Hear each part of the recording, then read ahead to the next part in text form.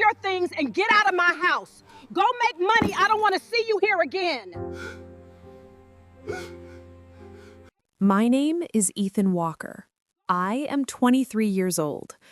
The night my mother threw me out, Chicago was unusually quiet.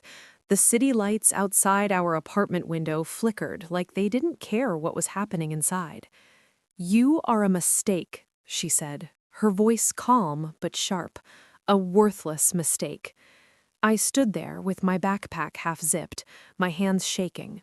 I wasn't yelling. I wasn't arguing. I had learned a long time ago that defending myself only made things worse. "You're 23, she continued.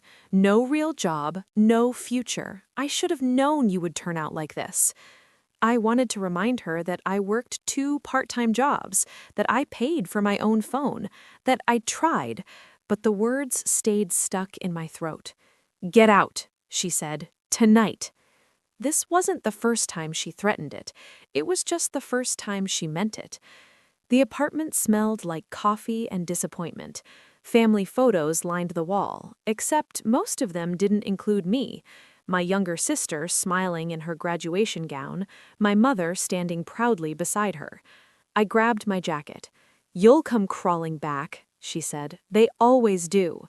I stepped into the hallway, the door slamming behind me with a sound that echoed longer than it should have. The elevator ride down felt endless. When the doors opened, the cold city air slapped my face, like reality waking me up. I stood outside the building for a long time, staring up at the windows. Somewhere up there, my mother was probably already telling herself she did the right thing. I had $47 in my wallet, no car, no place to sleep. The city didn't stop for heartbreak. Cars rushed past, people laughed outside bars, someone shouted into a phone about money. I started walking. Each step felt heavier than the last. Every reflection in the glass buildings showed a version of me I didn't recognize. Shoulders slumped, eyes empty. Her words repeated in my head. Worthless. Mistake. By the time I reached the bus station, my legs were numb and my chest felt tight. I sat on a cold bench and watched strangers come and go, each with somewhere to be. That was when I realized something terrifying. If I disappeared tonight, no one would notice. And somehow, that thought didn't break me. It woke me up. The bus station smelled like oil, old food, and tired people. I lay across 3 plastic seats, my backpack pulled tight against my chest like someone could steal my last piece of safety. The lights above flickered non-stop, buzzing like they were struggling to stay awake, just like me. Every few minutes, a loudspeaker announced a departure. Every few minutes, someone left. I stayed. I tried to sleep, but the cold from the floor traveled straight into my bones. Every sound felt louder at night, the dragging of suitcases, the coughs, the footsteps that stopped too close. A security guard walked past and stared at me longer than necessary. "Don't cause trouble," he said without slowing down. I nodded quickly, even though I hadn't done anything. Around midnight, a woman with 2 kids sat across from me. The children were asleep on her shoulders. Her eyes were red, and she kept checking her phone like she was waiting for a message that never came.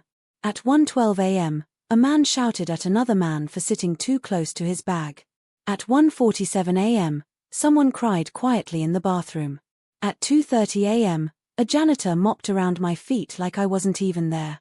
That was the first thing I noticed. In the city, once you fall low enough, you become invisible. No one asked my name. No one asked if I was okay. No one asked why a 23-year-old man was sleeping in a bus station with nowhere to go. Around 3 a.m., 2 college-aged guys walked by laughing. One of them looked at me and said, "Man, imagine ending up like that." They didn't whisper. They didn't need to. I stared at the ceiling, pretending I couldn't hear them. My mother's voice returned, perfectly timed. Worthless mistake. At 4 a.m., the station grew quieter. That was when the fear really set in. Not the fear of danger. The fear of permanence. I realized something that made my chest tighten. This could be my life now. No plan. No backup. No one coming to knock on my shoulder and say, "Hey, this was all a misunderstanding." I had spent years secretly believing that things would work out because they had to. That belief died on that bench. Just before sunrise, an older man collapsed near the ticket machines. People walked around him. Someone stepped over his foot. It took nearly 5 minutes before anyone called for help. That's when it hit me hard. The city doesn't save people. It tests them. I sat up slowly, my back aching. I watched the sky outside the glass doors change from black to dark blue. I thought about calling my mother. My phone was in my hand. Her name stared back at me like a dare. But then I imagined her voice. Cold. Certain. Proud of herself. I put the phone away. No one was coming to save me. Not my family. Not the city. Not luck. If I stayed on that bench long enough, I would disappear completely. As the morning crowd started coming in, fresh clothes, coffee cups, loud confidence, I stood up. My legs shook, but I stayed upright. I didn't know where I was going. I just knew I couldn't stay there. I adjusted my backpack and walked toward the exit. That morning, as the city finally noticed me again, I made a quiet promise to myself. If I was going to survive, I would have to become someone the city could not ignore. And I would never wait to be chosen again. By mid-morning, the cold had changed. At night, it was sharp and biting. During the day, it became humiliating. The sun was out, but it didn't help. It only made everything clearer. People could see me now. I walked through downtown Chicago with no direction, just following the flow of people like I belonged among them. Office workers rushed past in clean coats and polished shoes. Their conversations floated around me, meetings, deadlines, brunch plans. My stomach growled loudly. That sound embarrassed me more than anything else. I hadn't eaten since the day before. My $47 was still in my pocket, but I kept touching it like it was fragile. I told myself I'd wait. I didn't know what I was waiting for, but spending it felt dangerous. I stopped near a glass building and sat on a concrete ledge. My reflection stared back at me from the window. Unshaven. Tired eyes. A jacket that looked too thin for the season. A woman passing by pulled her purse closer when she noticed me. She didn't look scared, just cautious. Like I was a problem she didn't want. That's when the shame started to settle in. Shame is quiet at first. It doesn't scream. It whispers. I stood up and kept walking, my hunger turning into something painful. Every food smell felt like an insult. Coffee. Bagels. Hot dogs from a street cart. I stopped near the cart and stared. "How much?" I asked. The man looked me up and down. $5. I nodded, then hesitated. $5 suddenly felt like 50. "I'll come back," I said, already knowing I wouldn't. I walked away fast. Around noon, I found a public library and sat inside to warm up. The silence felt heavy. I pretended to read job listings on a computer, but my eyes couldn't focus. 2 men sat behind me, whispering loudly. "You see that guy?" one of them said. "Yeah," the other replied. "Probably homeless." They laughed quietly, like it was a harmless joke. "Bet he messed his life up real good," the first one said.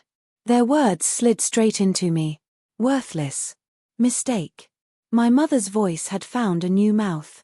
I stood up quickly and left before they could say more. Outside, the wind hit harder. I walked for hours, my feet aching, my thoughts getting darker. Rock bottom, I realized, isn't just about having nothing. It's about being reminded that people think you deserve it. By late afternoon, my hands were shaking. I sat on the steps of an office building and lowered my head, pretending to check my phone. A group of young professionals walked by. One of them glanced at me and said, "Man, some people just don't want to work." They didn't know anything about me. But that didn't matter. The sound of their laughter followed me long after they were gone. That was when I finally understood something important.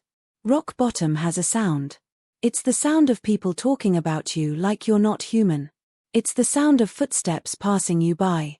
It's the sound of your own stomach reminding you that pride doesn't fill hunger. As evening approached, the city lights came on again. Neon signs reflected on wet pavement. The city looked beautiful, just not for me. I walked toward the river and leaned on the railing, staring at the water below. Cars rushed past behind me, loud and impatient. For a moment, a dangerous thought crossed my mind. What if this is it? I shook my head hard. No. I wasn't done yet. I reached into my pocket and pulled out my phone again. I scrolled through my contacts. Friends from school who stopped calling. Co-workers who never really knew me. I didn't call anyone. Instead, I opened a notes app and typed one sentence. I am not what she said I was. It didn't feel true yet. But it felt necessary. As night fell again, I realized something else. If hunger, cold, and shame were trying to break me, they had failed. Because underneath all of it, something new was growing. Anger. Quiet. Focused. Dangerous. And for the first time since I was thrown out, I wasn't invisible to myself anymore. The train smelled of metal, damp coats, and the faint hint of someone's fast food dinner. I hadn't ridden public transit at night since high school. Back then, it felt normal. Now, it felt like I was drifting through a river full of strangers, silent, indifferent, moving somewhere I wasn't sure I belonged. I sat in the corner seat, backpack at my feet, staring at the window. The city lights streaked past, painting everything in cold gold and white. My hands still shook from hunger, my stomach gnawed at me, and the memory of my mother's words echoed louder than the train's rumble. Worthless mistake. I was just about to close my eyes when someone sat across from me. Rough night, the man asked. He wasn't young, probably in his late 40s, but his posture was relaxed, like he owned a secret the world hadn't caught up with yet. His suit was slightly worn at the elbows, his tie loose, but his eyes were sharp, intelligent. I shrugged. You could say that. He smiled, not in a mocking way, but like he had seen it all before. I could tell, he said. You've been walking, haven't you? I didn't answer. Most people wouldn't care anyway. Name's Marcus, he continued. And you? Ethan, I said quietly. Marcus studied me for a moment, then nodded. Ethan, I've seen that look before. City's not kind to people like us. I looked away. Yeah. I guess. Guess. He laughed softly. No. You're right. It isn't kind. It doesn't care. And it won't save you. Ever. Something about the way he said it made my stomach twist. I hated the truth, but I couldn't ignore it. Marcus leaned back in his seat. I lost everything once, he said. House, car, even my family stopped calling. I was 26, and the city spat me out like garbage. I thought that was the end. But it wasn't. I stared at him. What happened? He smiled again. I started from nothing. Worse than nothing, actually. People laughed at me. I slept in alleys. But I decided that if the city wouldn't notice me, I would make it notice me on my terms. His words hit me like a punch. My stomach clenched, but not from hunger. Something in me stirred. A spark. I don't even know where to start, I admitted. Marcus nodded knowingly. No one does. You start with one thing, one small thing. One day at a time. The city doesn't hand anyone success. You have to take it. I glanced at him, feeling a mix of fear and curiosity. There was a kind of power in him, calm, measured, but dangerous. He wasn't soft. He wasn't kind for the sake of kindness. He was real. You're serious, I said. I am, Marcus said. And I can help you. But I won't coddle you. You have to be ready to work, and I mean work harder than you've ever worked. If you're not willing, you'll fail. And if you fail, he leaned closer. You'll disappear from this city just like everyone expects. I swallowed hard. The thought terrified me. Why me? I asked quietly. Marcus shrugged. Because I see something in you. That anger you have. That shame. That hunger. That's fuel. And if you learn to use it, you'll be unstoppable. If not, you'll just become another invisible face the city forgets. The train slowed as it approached my stop. I looked at him, unsure if I believed him or even trusted him. Think about it, Marcus said. I'll be on the 11:15 tonight train. Same car. If you want a way out, I'll show it. If not, well, the city will take care of the rest." I nodded, heart pounding. As I stepped off the train into the empty platform, the neon lights reflected in my eyes. For the first time since my mother kicked me out, I felt something I hadn't felt in months: possibility. Not hope. Not yet. Possibility. And maybe, just maybe, this stranger on a train could be the lifeline I never knew I needed. I looked back at the train, half expecting him to disappear like a mirage. But he didn't. Marcus was there, waiting for anyone brave enough to take the first step. And I decided I might be. The 11:15 train smelled the same as the last one: metal, sweat, and the faint shadow of desperation. But this time, I didn't feel invisible. I felt nervous. Marcus was already seated in the same corner I had seen him in before. He didn't smile this time. His eyes scanned the train car like he was measuring me against some invisible standard. I slid into the seat across from him. My backpack felt heavier than usual, filled not just with my few belongings, but with the weight of a choice I didn't fully understand yet. "You came," Marcus said simply. "No congratulations. No small talk. Just an observation." I want to know what you meant," I said cautiously. He leaned forward, elbows resting on his knees. "You want the truth?" "Yes," I said. "The city doesn't care about people like you," he said. "And neither will anyone else. Your mother was right about one thing: you can't wait for anyone to rescue you. You have to do it yourself." I nodded slowly. That part one already knew. "But knowing isn't enough," he continued. "You have to act. You have to fight. You have to keep going when it hurts, when you're tired, when people laugh at you, or worse, ignore you." His voice was calm, but there was a dangerous edge beneath it. "I'll help you," Marcus said. "But it's not going to be easy. There will be no excuses. No pity. No second chances. Every hour, every minute, every choice counts. You fail once, and the city swallows you. No one will notice, no one will care." I swallowed hard. My stomach twisted. "And, if I do this?" He leaned back. "Then you have a chance. A slim one. But you'll start to see the city differently. You'll start to see yourself differently. You'll begin to take control of a life no one expected you to have." I paused, thinking of the cold nights on the street, the hunger, the shame, and the sound of people laughing at me. My mother's words echoed in my mind: "Worthless mistake." "I'm tired of being invisible," I admitted quietly. "Good," Marcus said. "Because if you're not tired, you'll quit before you even start." I looked out the window as the city lights streaked past. Everything felt like it was moving faster than me. Faster than my ability to catch up. "Here's the deal," Marcus said. "I'll give you your first assignment tomorrow morning. It's not glamorous. It's not easy. Most people wouldn't even try.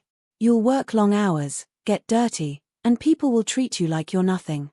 And some days, you'll feel like it's not worth it. But it is. Every hour you endure, every task you complete, it builds you. It teaches you. It makes you strong." I nodded again. "And if I fail?" Marcus' eyes locked onto mine. "You disappear. You go back to being nothing.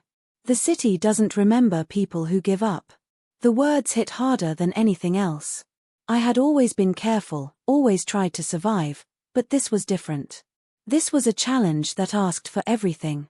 My time, my effort, my pride, even my pain. "Are you in?" he asked. I hesitated. My mind raced through all the nights I had spent on benches, the humiliation, the hunger, the loneliness. Then I thought about something else, what it felt like to finally feel a spark inside me. "I'm in," I said, my voice firmer than I expected. Marcus nodded slowly, satisfied. "Good. Then sleep tonight, because tomorrow, the city will start testing you." The train slowed, approaching the station near my temporary shelter. My heart raced, not from fear, but from anticipation. For the first time since my mother kicked me out, I felt alive. Because now, I wasn't waiting to be saved. I was about to fight. And the fight was going to be brutal. The smell hit me the moment I walked into the lobby of the financial district building, cleaning chemicals mixed with the faint stench of old garbage. I swallowed hard and adjusted my gloves, trying not to gag. "This is your first test," Marcus said, standing behind me. "No one wants this job. No one stays for long. Most people quit after the first night. You won't. Not if you want to survive." I nodded, though my stomach knotted with nerves. I had scrubbed dishes before, done small retail work, but nothing prepared me for this.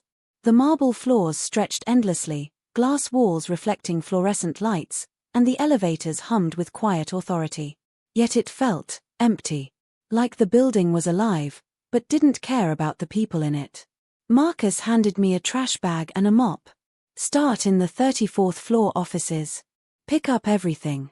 I don't want excuses about why something can't be done. Just do it." I lifted the heavy bag and climbed the stairs. "The elevators were off limits for cleaning staff after hours," Marcus said. Every step echoed against the empty walls. When I reached the 34th floor, the first thing I noticed was the silence. Absolute silence, except for the faint hum of the vac system. The office smelled of leftover coffee and burnt popcorn from the break room. I saw papers scattered, coffee mugs crusted with old stains, keyboards layered with dust. I started collecting the trash. Paper, cups, wrappers, even a pair of worn sneakers someone had left behind. I carried the bags to the service elevator and dumped them into the dumpster below.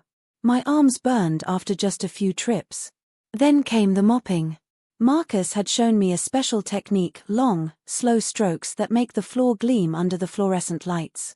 I pushed the mop back and forth, feeling the sticky residue of spilled soda and forgotten crumbs.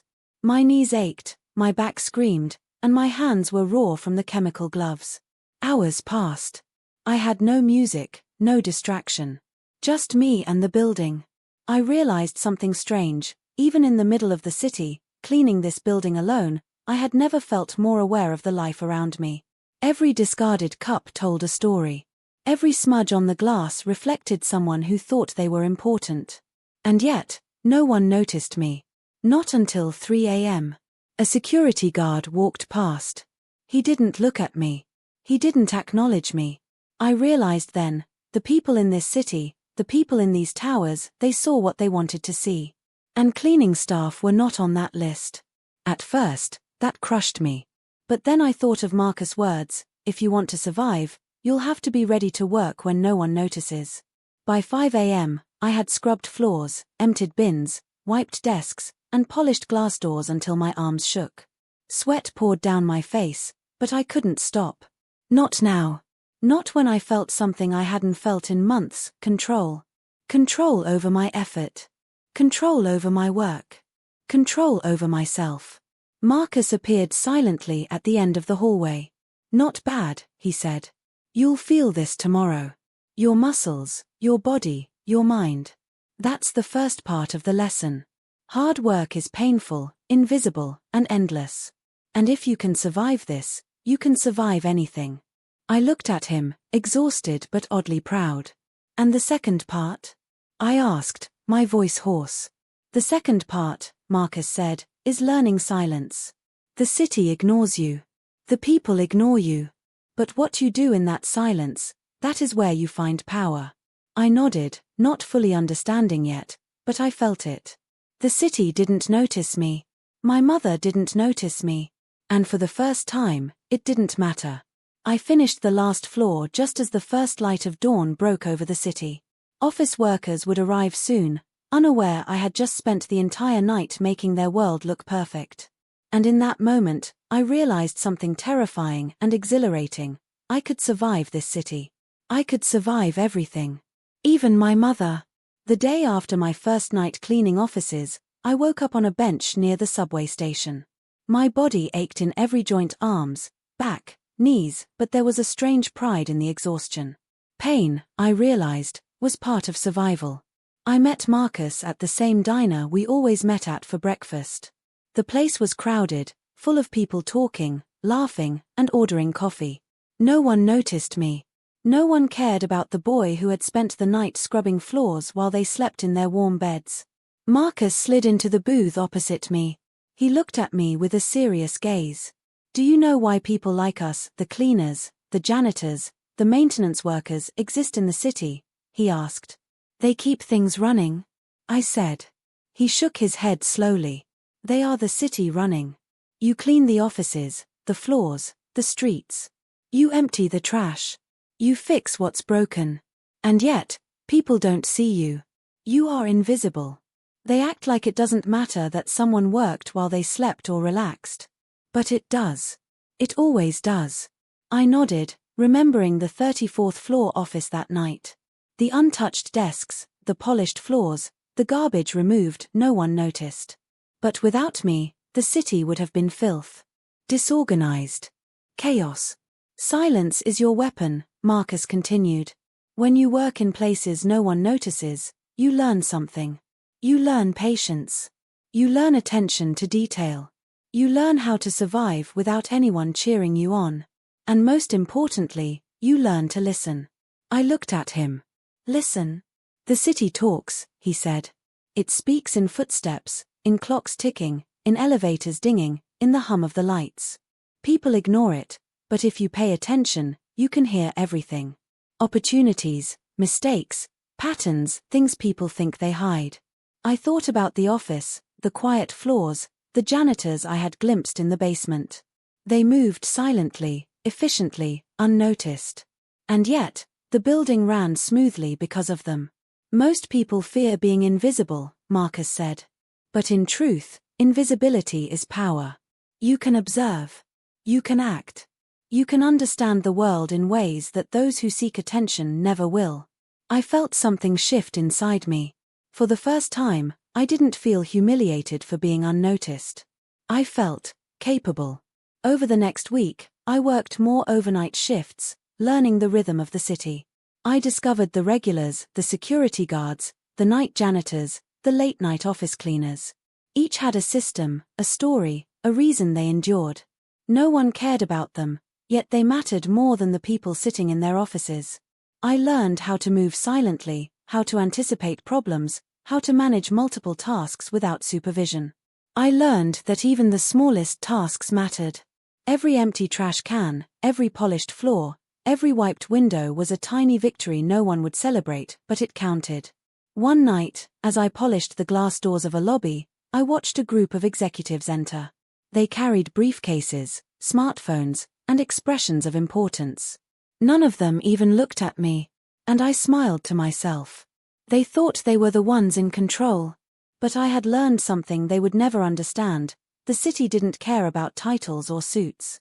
It cared about who actually made it work. I leaned against the glass and whispered softly, almost to myself, I see you, city. And I know your secrets. Marcus' words echoed in my mind, if you want to survive, learn silence. Observe. Endure. Grow stronger. By the end of the week, I realized I had changed. I was no longer the boy my mother called a worthless mistake. I was becoming someone who could endure, who could work unseen, and who could gather power quietly while the world ignored me. Silence, I realized, was more than absence of sound, it was strategy. And the city had just started teaching me. The first time I opened the notebook, it felt like holding a fragile lifeline. It was cheap, just a thin, spiral-bound pad I bought for $2 from a corner store, but to me, it was priceless.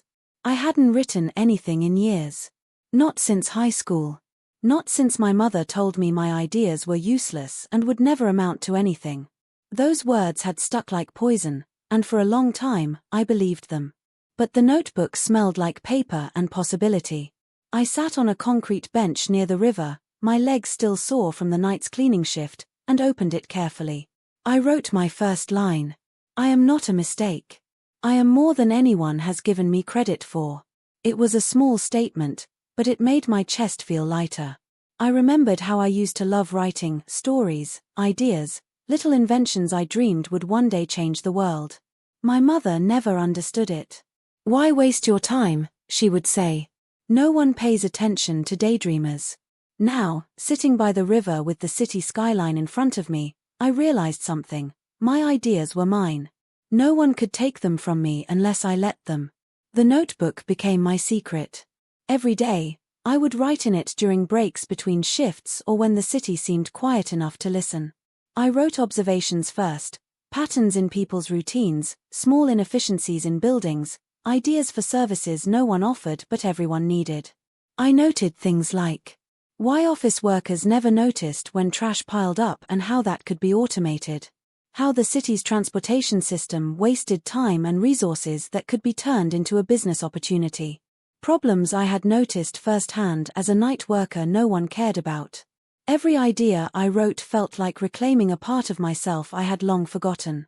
The boy my mother dismissed had a brain, a vision, and a will to act. One evening, Marcus found me scribbling furiously in the diner. "You're back to the notebook," he said, a small smile on his face. "I like it. Ideas are dangerous. They give people like us a way out of invisibility." "I don't know if they're any good," I said, closing it quickly. "They don't have to be," he replied. "Good ideas alone don't change anything. Execution changes everything. But writing them down, that's the start. That's your map." I thought about that. Execution. Doing something with the ideas, not just dreaming. That was something I had never been brave enough to attempt before. My mother's words had kept me frozen, afraid of failure, afraid of being wrong. The notebook changed that. Every line I wrote chipped away at the fear. I began to notice patterns not just in the city, but in myself, my habits, my thoughts, my potential. By the time the night shift began, I carried the notebook with me in my jacket pocket. It became my armor. During my rounds cleaning offices, when no one noticed me, I would take a moment to jot down an observation, a missed opportunity, an idea for improvement, something that no one else cared about. Over time, the notebook grew thicker. Ideas that seemed small at first began connecting. Patterns emerged. I began thinking about ways to turn what I saw and learned during the night into something real, a business, a project, a life that was mine. I realized then that my mother's words could no longer control me. She had called me a mistake, worthless, hopeless. But here, in my notebook, I was building a version of myself she had never imagined. And I felt a quiet, growing excitement. Because for the first time, I wasn't just surviving the city. I was starting to see how I could own it. That night, after cleaning the last office floor, I sat on the curb outside the building, notebook in hand. The city's lights reflected off the wet pavement, flickering like broken promises.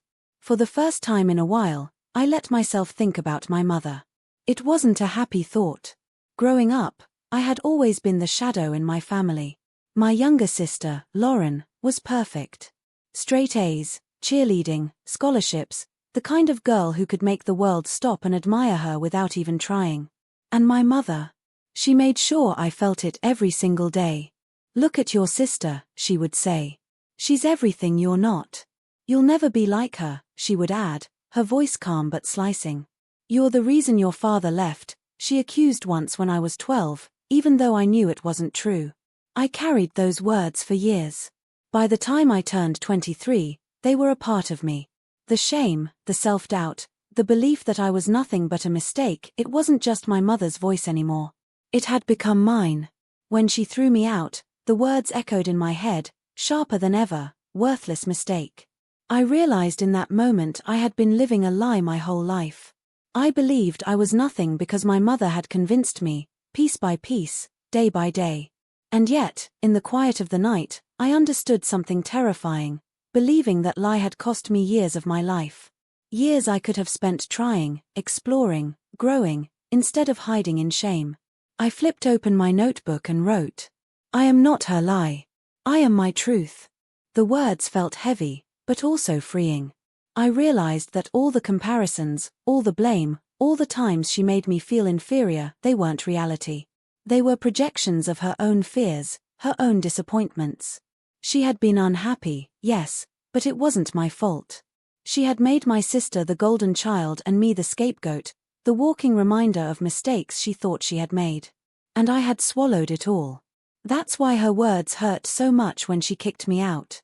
It wasn't just rejection, it was the culmination of decades of belief that I didn't matter. I thought about Lauren too. She didn't understand. She had never seen me as a person with ideas, with struggles, with dreams. To her, I was the failed version, the one to make the family look balanced, the one to bear the blame. The lie I believed wasn't just my mother's, it had become my own. But now, holding the notebook, watching the city hum around me, I felt a shift. Maybe I was a mistake in her eyes. Maybe I had been a mistake in mine for too long. But I didn't have to be a mistake anymore. The city didn't care about my past. Marcus didn't care. And for the first time, I didn't care either. I had the notebook. I had the city. And for the first time, I had myself.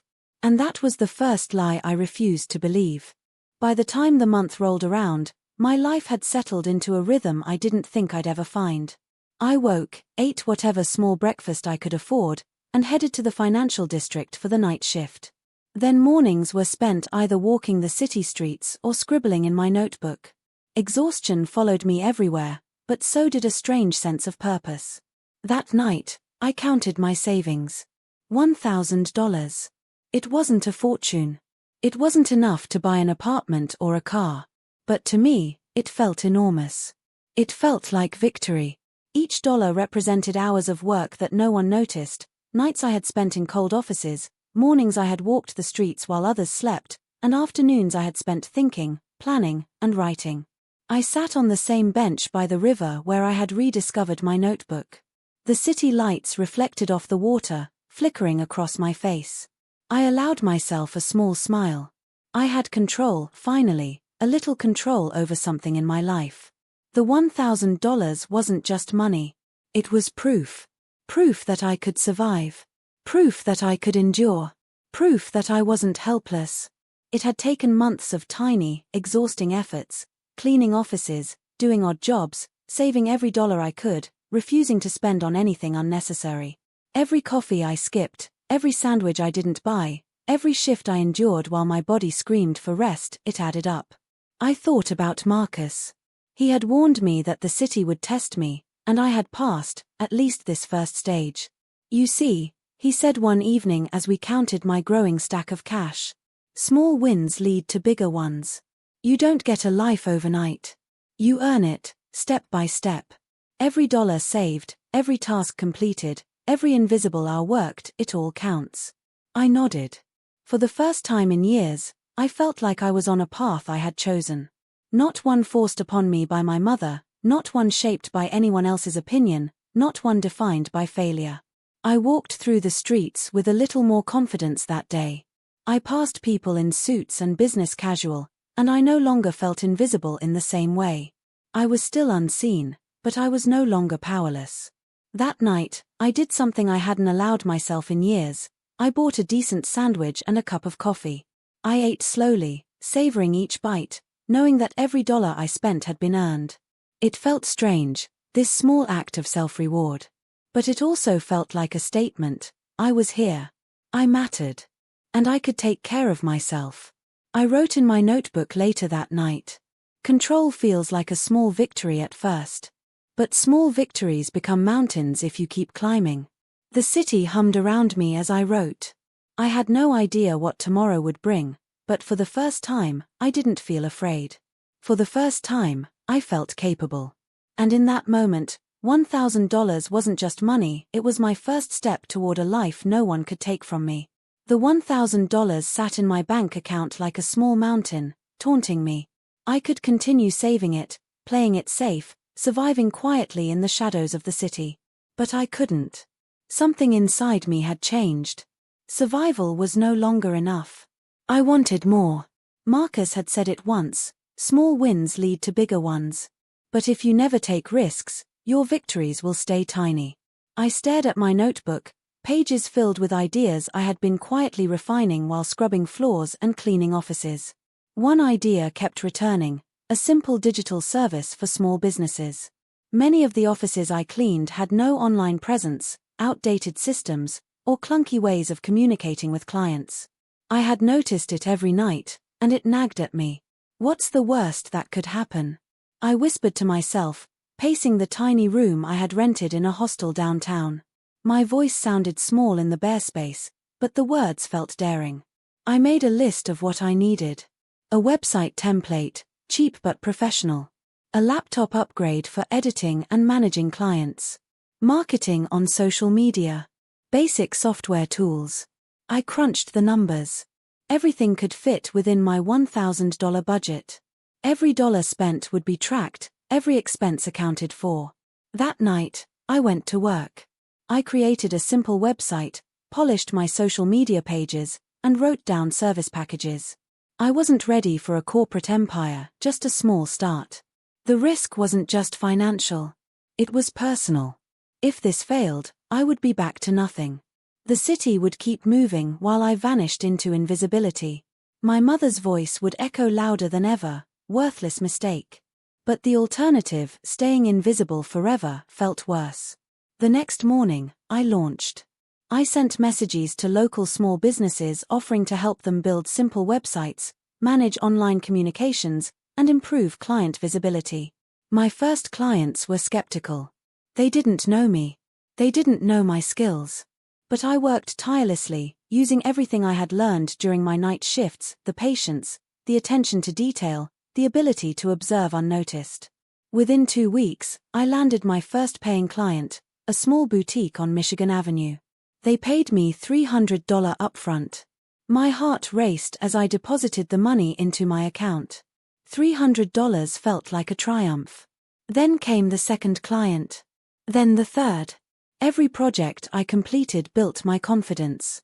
Every satisfied client was proof that I was capable of more than surviving. I could create, solve, and succeed. By the end of the month, I had earned $1,200 from my tiny digital service business. Not a fortune, but a start. I called Marcus.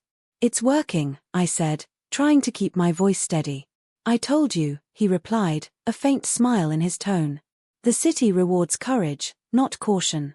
You took the risk, and it's paying off. But don't get comfortable. The bigger the risk, the bigger the test." I hung up, staring at my notebook.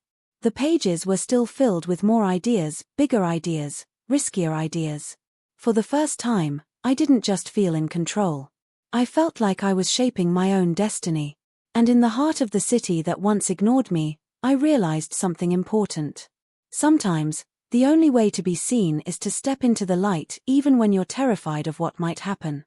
It happened on a Thursday. I had just finished delivering a website to a new client, a small art gallery downtown, and I was feeling the rare, satisfying high of seeing my work come to life. The gallery owner had smiled, complimented my ideas, and promised to recommend me to others. For a moment, I felt untouchable, like all my nights of cleaning offices, scribbling in my notebook, and surviving the streets had led to this. Then the call came. "Ethan, did you know about this?"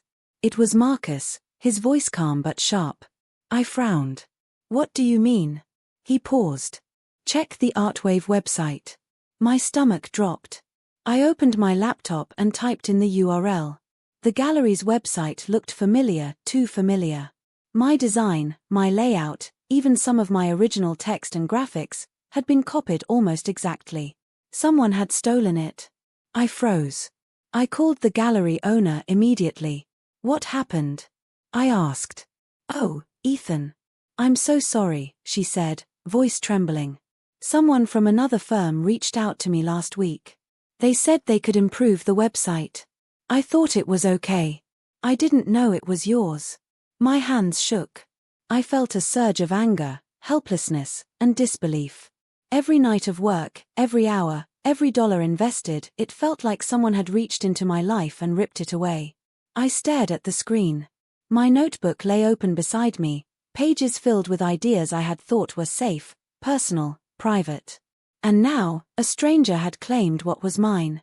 For the first time since being thrown out of my mother's house, I felt like giving up. Maybe I am a mistake. I closed my laptop, sank into the chair, and rested my head on the table. My chest tightened with frustration and fear. The city that I had begun to conquer felt cruel again. Then Marcus appeared at my side, not literally, but as a call. "Ethan," he said.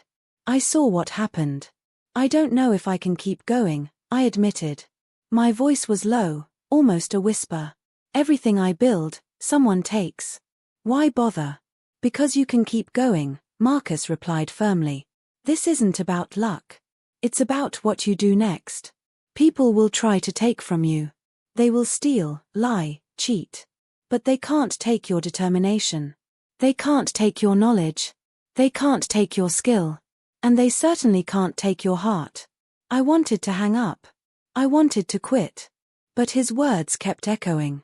You're not going to stop just because someone tried to cheat you, Marcus continued. You survived being kicked out. You survived hunger, shame, and nights in the city that no one cared about. You survived when you were invisible. You're stronger than this. I stared at the laptop again. The copied website still glared back at me like a warning. But I realized something. My ideas were not just in one project. They were in my notebook, in my mind, in the way I approached problems. That couldn't be stolen. Not really. Slowly, I opened my notebook and began to write again, not the stolen website, but a better one. Something bigger. Something more secure. Something no one could touch. I spent the night sketching, coding, and planning. My fingers moved faster than ever. My heart was pounding, but it wasn't fear. It was determination. By morning, I had a plan. I would rebuild, improve, and expand. I wouldn't just recover, I would grow stronger. And I realized something else. Betrayal doesn't break you. It tests you. And passing the test is far sweeter than never being challenged at all. I looked out the window at the city skyline. The sun rose over the skyscrapers, golden and relentless. The city might steal from you, ignore you, or try to crush you, but it also rewarded those who refused to quit. And I wasn't quitting. By the time Ethan uploaded the redesigned website for his art gallery client, he was exhausted, his hands raw from typing, clicking, and coding all night. But unlike the last time, this project felt different. He had learned from the betrayal. Every element was stronger, every line of code tighter, every detail polished until it gleamed. He posted it online quietly, shared it with a few local small business groups on social media, and waited. The first few hours were quiet. Ethan watched the analytics page nervously, his stomach tightening with every refresh. Then, slowly, the numbers started moving. Views. Shares. Comments. Wow, this design is amazing, one message read. Exactly what I needed. So clean, so professional, another said. Then came the notifications he didn't expect. Chicago-based startup incubators, young entrepreneurs, and even tech bloggers started sharing it. The website had gone viral, not nationwide, but in the tight-knit city startup community, that was enough. The city was watching. By morning, Ethan's inbox was flooded with messages from potential clients. A small chain of cafes wanted him to redesign their online ordering systems. A boutique design studio asked if he could manage their client communications. Even the art gallery contacted him again, this time requesting ongoing support. Ethan sat at his desk, staring at the flood of opportunities. For the first time, the city didn't ignore him. The city was paying attention, and people were talking about him. He remembered the nights he had spent cleaning floors, the hours of hunger, the shame, the words of his mother telling him he was worthless. And now, those same streets that had once tested him, ignored him, and tried to crush him, were buzzing with his name. Marcus called that morning. I see the city has noticed you, he said, amusement in his voice. I can't believe this is happening, Ethan admitted, his voice shaking. It feels unreal. It's not luck, Marcus replied. It's endurance. It's skill. It's risk. You took everything you learned in the nights no one noticed and turned it into something visible. That's why the city watches now. Ethan's thoughts drifted back to the subway, the office floors, the empty streets, and the countless hours of unnoticed labor. The city hadn't given him anything for free, he had earned this attention. By afternoon, he was scheduling consultations, sending proposals, and managing his first small team of freelancers to help with the workload. The city's attention had a strange effect. It was validating, yes, but also terrifying. For the first time, Ethan realized that success meant responsibility. People were now counting on him, trusting him, expecting him to deliver. He leaned back in his chair, exhausted but exhilarated. He had survived hunger. He had survived shame. He had survived betrayal. And now, against all odds, the city, the very city that had ignored him for so long, was watching. And he knew, deep down, that the city would never stop testing him. But for the first time, Ethan felt ready. Because now, the city wasn't just a place where he survived, it was a stage. And he intended to perform. It was 3:17 p.m. when the phone rang. I was buried under a pile of emails from clients, spreadsheets, and proposals for upcoming projects. My hands hovered over the keyboard, tired but moving quickly, when I saw the number flash on the screen. I froze. It wasn't just any number. It was my mother's. I hadn't heard from her in years, not since she kicked me out at 23. Every angry word, every insult, every moment she made me feel like a worthless mistake came flooding back. My stomach clenched, my chest tightened. I didn't answer immediately. My finger hovered over the screen, trembling. Why now? I whispered to myself. The call rang twice, then stopped. I stared at the phone for several minutes, my mind racing. Was this an apology? A demand? A warning? A request? Finally, I answered. Hello. My voice was cautious, controlled, but underneath it, a storm of old emotions churned. Ethan, her voice said, smooth and calm. Too calm. It's me. I closed my eyes. The sound of her voice, after all this time, was like a shockwave.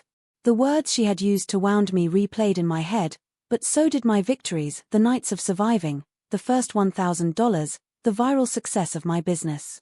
Why are you calling? I asked, trying to keep my tone neutral. There was a pause. Then she said, almost too casually, I've been hearing things. About you. About your business. About everything. People are talking. I gritted my teeth. My fingers tightened around the phone. People are talking because I worked, Mom. People are talking because I refused to stay invisible. People are talking because I survived everything you said I couldn't. Her voice caught slightly, though I didn't know if it was genuine. Ethan. I know I was harsh. I know I wasn't fair. I see now that I pushed you away, and maybe I underestimated you. I felt something strange, anger, disbelief, and a tiny flicker of something I didn't recognize, curiosity. Underestimated me? I repeated. You called me a mistake. You threw me out of the house. You compared me to my sister every day and made me feel worthless. And now you want to, what? Congratulate me? Her voice was quiet, almost fragile. I just wanted to know if you're okay. Anne. I wanted to hear from you. I leaned back in my chair, my mind spinning. Years of pain, humiliation, and survival collided with the strange reality that she, after everything, was reaching out. I didn't answer immediately. I let silence fill the line. The city hummed outside, busy, indifferent. But unlike the city, this call demanded an emotional response. Finally, I said, I'm alive, Mom. And I'm doing more than just surviving. I'm building a life you said I couldn't. There was a pause, heavy and uncertain. Then she whispered, almost regretfully, I just wanted to hear your voice. I didn't say anything else. I hung up. My hands shook, my heart raced, but a strange clarity settled over me. I realized something important. Her words no longer had power over me. My life, my success, my struggles, they belonged to me. I didn't need her approval. I didn't need her validation. And for the first time, I didn't feel anger, fear, or shame. I felt untouchable. Because surviving the city had taught me one thing: no one could define me anymore, not even my mother. The day after my mother's call, I sat in my tiny office space, sunlight slanting through the blinds. My phone buzzed constantly, client inquiries, scheduling updates, messages from freelancers I managed. I could feel the pulse of the city through the glass, and for the first time, it wasn't intimidating. It was mine to navigate. I thought about her call, the way her voice had trembled ever so slightly when she tried to sound casual, the way she admitted she wanted to hear my voice. For years, I had craved her approval, her recognition. Now, it hit me, the power had shifted. She needed me now, not the other way around. I remembered my mother's constant comparisons to Lauren, her insistence that I was a worthless mistake. I remembered the nights of tears, the moments of self-doubt, the crushing weight of her disapproval. I realized how long I had carried her power over me. And now, for the first time, I saw it clearly. That power had always been a choice. The irony wasn't lost on me. She had once thought she controlled my life. She had thrown me out, thinking I would fail. She had assumed I would remain invisible, unnoticed, powerless. But the tables had turned. I could see it now. If she called again, if she tried to manipulate me, it wouldn't matter. I was in control. I was building my empire, my reputation, my influence.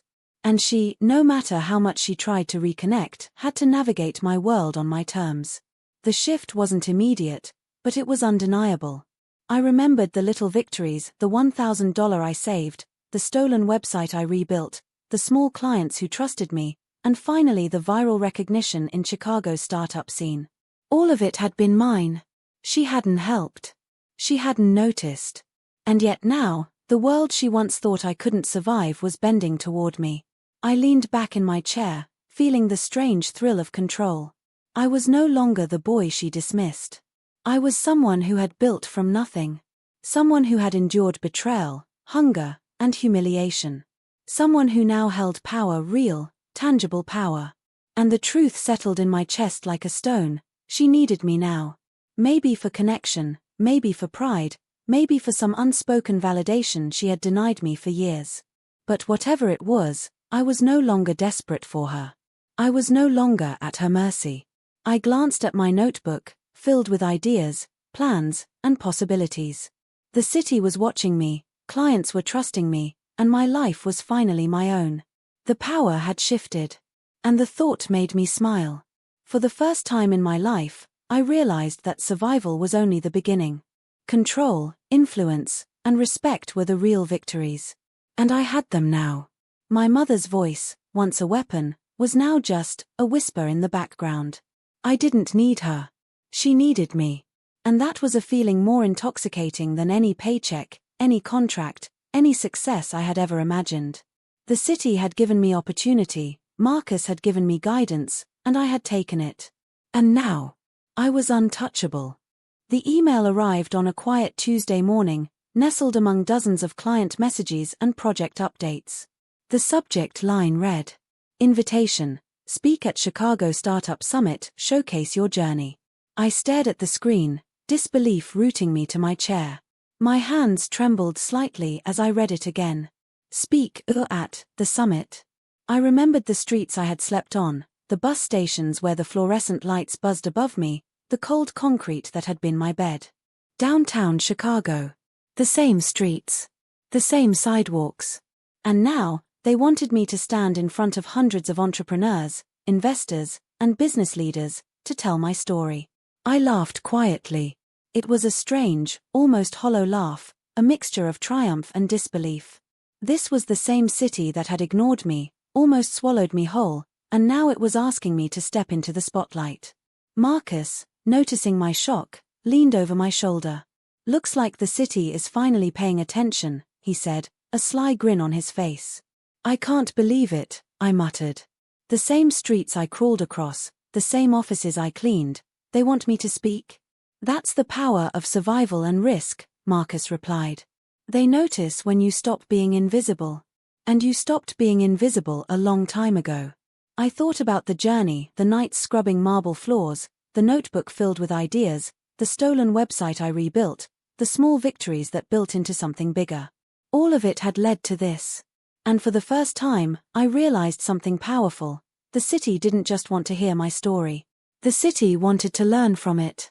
Over the next few days, I prepared meticulously. I pored over my notebook, selecting stories, challenges, and lessons that had shaped my journey. I practiced speaking aloud in my tiny room, pacing back and forth, imagining the audience's faces. I imagined the same city that had once ignored me, now sitting before me, listening. On the day of the summit, I walked through downtown Chicago with a mixture of nerves and pride. The skyscrapers towered above me, reflecting the morning sun, and the streets were alive with the hum of business and ambition. This was the same city where I had once been invisible, cold, hungry, and humiliated. But now, I moved with purpose. I carried myself with the confidence of someone who had conquered more than most could imagine. When I arrived at the venue, a sleek, glass and steel convention center, I paused outside, taking a deep breath. Hundreds of people were inside, talking, networking, laughing, planning their empires. And I, once a boy sleeping on the sidewalks, was about to step into their world as a speaker. I thought about my mother. I thought about her call, her trembling voice, and how the power had shifted. She had needed me, and now, in a way I never expected, the city needed me too. When my turn came, I walked onto the stage. The lights were bright, the crowd buzzing with anticipation. I smiled, took a deep breath, and began. "I want to tell you a story," I said, my voice steady but charged with emotion. A story about being invisible, and finding power when no one was looking. As I spoke about the nights I spent on the streets, the offices I cleaned, the failures, the betrayals, and the tiny victories that built into something bigger, I saw heads nodding. Phones were raised. Eyes were focused. The city that once ignored me was now watching, listening, learning. And in that moment, I realized something incredible. The streets I had once feared, the city I had struggled to survive in, had become my stage. For the first time, the city wasn't a challenge to survive, it was a spotlight, and I was ready to shine. It was late afternoon when she showed up. The downtown cafe smelled of coffee, sugar, and polished wood, a place I had discovered during my early days of building my digital service business.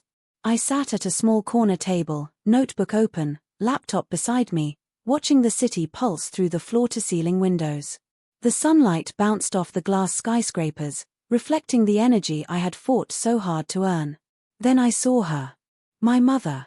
She stood awkwardly near the entrance, holding a tote bag, eyes scanning the room until they landed on me.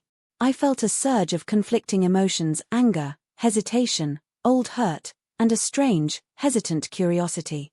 She walked toward me slowly. "Ethan," she said softly. Her voice sounded smaller than I remembered. Vulnerable, almost human. I gestured to the chair opposite me. "Sit," I said, my voice calm but firm. She hesitated, then lowered herself into the seat. The silence stretched between us, thick and uncomfortable. Years of unresolved pain hung in the air, as if the cafe itself was holding its breath. I wanted to see you," she began, fidgeting with her bag. "I've heard about everything. About your work, your success. I didn't know how to reach you, and I raised a hand. "Stop." Not angrily, but sharply, cutting through the hesitation. "Don't try to apologize right now. I'm not here to forgive or reconcile. I'm here to understand why you're here." "Why now?" Her eyes flicked down, then back up. I was wrong, Ethan. I treated you unfairly. I pushed you aside, compared you to your sister, told you were worthless. I see now that I underestimated you. I'm proud of what you've built." I felt a tightness in my chest. Her words sounded rehearsed, polished, but the tremor in her voice hinted at sincerity. Still, the old wounds burned beneath my skin. "Do you know what it felt like?" I asked, voice low but steady, "to spend years believing I was a mistake? To be thrown out at 23, hungry, cold, ashamed, and then have the city treat me like I didn't exist?" She flinched, but didn't speak. "I survived," I continued, "without your help, without your approval. I worked nights when no one noticed, faced betrayal, risked everything, and built something that even the city couldn't ignore. I did it all on my own." She swallowed hard, her eyes glossy. I know, Ethan. And I should have seen it before now. I failed you as a mother." I stopped her with a quiet gesture. "Don't explain. Don't justify. Just understand that I am no longer the boy you tried to control. I am someone who defines his own worth. And that includes how I allow you into my life." Tears welled in her eyes. I want to be part of your life. I know I have no right, but I looked at her, seeing both the guilt and the hope, and felt the strange tug of old love and lingering resentment. But I also knew something important. I couldn't let the conversation end neatly. It wouldn't. Maybe someday, I said, we'll figure that out. But not today. Today, I need to focus on my life, the one I built while you doubted me. And that's all I can say right now. She nodded slowly, as if understanding and disappointment collided in equal measure. I'll wait, Ethan. I'll wait until you're ready. I watched her leave the cafe, shoulders hunched, trying to carry both pride and regret. And I felt something shift inside me again, not power, not victory, but the quiet understanding that some conversations never end neatly. Some wounds remain raw, even as we move forward. The city outside buzzed with life, indifferent to our reunion, unaware of the fragile tension we had just navigated. And I realized that some things, love, forgiveness, and family, didn't follow the rules of business or survival. They unfolded slowly, uncertainly, and often painfully. I closed my notebook and leaned back, feeling both relief and unease. The conversation was over, for now. But the story was far from finished. It was a quiet evening in my office, the city lights spilling across the desk, reflecting in the windows. The phone rang, a rare call from my mother, and this time, I didn't hesitate to answer. Ethan, she said, her voice steadier than before. I think it's time you know the truth. I leaned back in my chair, wary but curious. After all these years, I had faced betrayal, hunger, and heartbreak, but this was different. This was about her. About why she had pushed me away, called me worthless, and compared me endlessly to Lauren. I always resented you, she began slowly, but not for the reasons you think. It wasn't because you were a mistake. It wasn't because you weren't enough. I blinked, surprised. Then why? I asked, my voice tight. She paused. Because of me. Because of my own failures. Your father left, and I carried the guilt, the fear, the shame of everything I thought I had done wrong. And I projected it onto you. I envied your potential, your innocence, your ability to dream, because I couldn't forgive myself for what I lost. I saw in you everything I wanted to protect but felt powerless over. I swallowed. The words hit harder than any insult, any punishment, any night on the streets. She wasn't blaming me, but she was confessing that her anger, her cruelty, her comparisons, they weren't about me at all. They were about her own demons. I treated you unfairly, she continued. I pushed you out because I was afraid that if I didn't control you, you would fail, and I'd feel responsible. And I was angry at myself for what I couldn't fix in my own life. I sat silently, absorbing the truth. Years of pain, of humiliation, of believing I was a worthless mistake, was suddenly reframed, not erased, but understood. Her resentment had been a reflection of her own fear and regret, not my value. So, it wasn't me? I asked quietly. No, she said, almost whispering. It was never you. It was me. And I see now that I hurt you deeply for no reason other than my own weakness. I felt a strange mixture of relief and sadness. Relief that I hadn't been inherently flawed, that I wasn't doomed to live up to her cruel words. Sadness for the years lost, the nights of cold and hunger, the stolen confidence, the silence I had carried alone. I survived, I said, my voice firmer now. I survived without your approval, without your support. And I built my life anyway. Yes, she said, voice thick. And I am proud. Not because you survived, but because you became who you are despite me. The words were heavy, yet freeing. I finally understood. Her cruelty wasn't a reflection of me, it was her own pain. And now that I saw it, I realized something profound. Understanding the source of her resentment didn't erase my scars, but it made them mine to keep, rather than hers to dictate. I closed my eyes and breathed deeply, letting the city's hum fill the silence. For the first time, I wasn't angry. I wasn't bitter. I wasn't burdened by blame. I was free. And the truth, the long-hidden reason behind years of resentment, finally made sense. I picked up my notebook and wrote.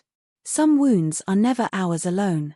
Understanding them changes nothing and everything at once. The city outside continued to buzz, oblivious, unstoppable. And I realized that I was no longer the boy my mother had tried to control. I was someone who had faced the world, survived, and grown stronger. The truth had finally set me free. By the time I returned to my office that morning, Chicago was alive with its usual chaos: honking cars, hurried pedestrians, street vendors calling out their deals. But inside, my world felt quieter, calmer, though my mind was anything but. The stolen website, the betrayal, my mother's years of cruelty, and finally, her confession, they all collided in my thoughts. The city that had tested me relentlessly now seemed to whisper a single question: what will you do with your power? I had the chance for revenge. I could confront the art firm that had stolen my design and demand compensation. I could use my growing influence to expose them publicly, ruin their reputation, and ensure they never risk stealing from anyone again. I could even leverage my success to shame my mother publicly, prove to her, once and for all, that she had been wrong. It would be easy. Too easy. And satisfying, at least in the short term. But I remembered Marcus's words from months ago, during my first bitter betrayal: betrayal doesn't break you. It tests you. Passing the test is far sweeter than never being challenged at all. I realized then that revenge would only bind me to the past. It would make me dependent on other people's failures or pain to feel whole. Peace, on the other hand, required something far harder: restraint, courage, and trust in myself. I opened my notebook and wrote the words that had come unbidden. Forgiveness is not free.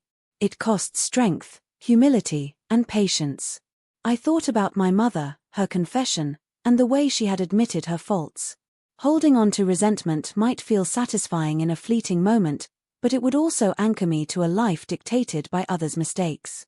I had worked too hard to let my future be shaped by her past. I thought about the firm that had stolen my design. They were small-time, greedy, short-sighted, and yes, they deserved consequences. But my real power didn't lie in punishing them, it lay in building better ideas, creating bigger successes, and proving that I didn't need to drag anyone down to rise. The decision crystallized: I would not seek revenge. Not publicly, not privately. My success would speak for itself. My work, my reputation, my growing business, they were the answers. It wasn't easy. Anger and old habits still tugged at me. But each time I felt the urge to strike back, I wrote in my notebook, reminding myself why I had survived the streets, why I had endured betrayal, and why I had built something greater from nothing. By the end of the day, the choice had become a mantra: peace over pain, growth over grudges, power over petty revenge. I realized forgiveness didn't mean forgetting. It didn't mean approval or reconciliation. It simply meant freeing myself from the chains of bitterness and giving my life back to the person I had fought to become. As the sun set over Chicago, painting the skyscrapers gold and orange, I felt something I hadn't felt in years: calm. Real, quiet calm. The city had tested me, my mother had tested me, life itself had tested me. And now, for the first time, I understood: survival had been only the beginning. True strength was choosing peace when the world expected fury. I closed my notebook, feeling the weight of the past lift slightly. Forgiveness, I realized, came at a price, but it was a price worth paying. And as night fell over the city that had once ignored me, I smiled quietly. I had won more than money, more than recognition. I had won myself. I stood on the balcony of my office that overlooked downtown Chicago, the city I had once wandered at night with no money, no home, and no hope. The skyline glittered like 1,000 promises, but each light reminded me of the nights I had survived: the hunger, the shame, the streets that didn't care. I had built it all. Every client, every project, every small victory that had grown into a thriving business. I had turned betrayal into strategy, insult into ambition, and invisibility into influence. Yet standing there, overlooking the city that had once ignored me, I felt a strange emptiness. My mother's voice echoed in my head, her confession still fresh. I thought about Lauren, always the perfect one in the family, untouched by the chaos I had endured. I thought about the years I spent believing I was worthless, a mistake. And then the question hit me, so simple, yet so crushing. Who was the mistake, really? Was it me, the boy she had labeled worthless? Or was it her, for letting fear and resentment dictate how she treated her child? Was it Lauren, for living in the shadow of comparison, oblivious to the battles fought in silence? Or was it the city itself, the relentless machine that punished the invisible and rewarded the daring, indifferent to the human cost? I leaned on the balcony railing, the wind brushing my face, and realized that success wasn't just money, influence, or recognition. It was also clarity. It was seeing the truth behind the labels, the lies, and the judgments. But clarity didn't answer the hardest question of all. Was I really the mistake, or had I just survived a world full of them? The city below continued its endless rhythm, indifferent, unforgiving, alive. And in that moment, I understood that life doesn't offer neat answers, only choices.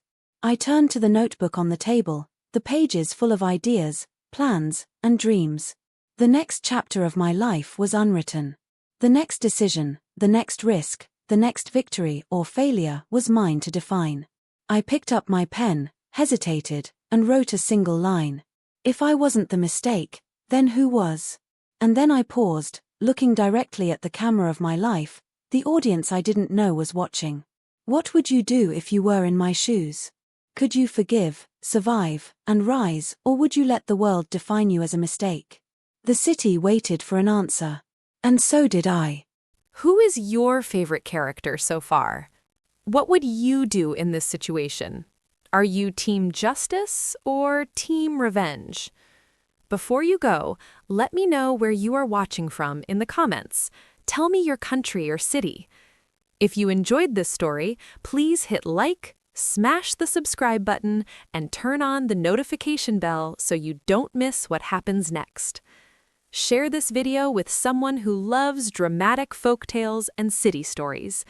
Trust me, the next episode will be even more shocking than this one. You definitely don't want to miss it.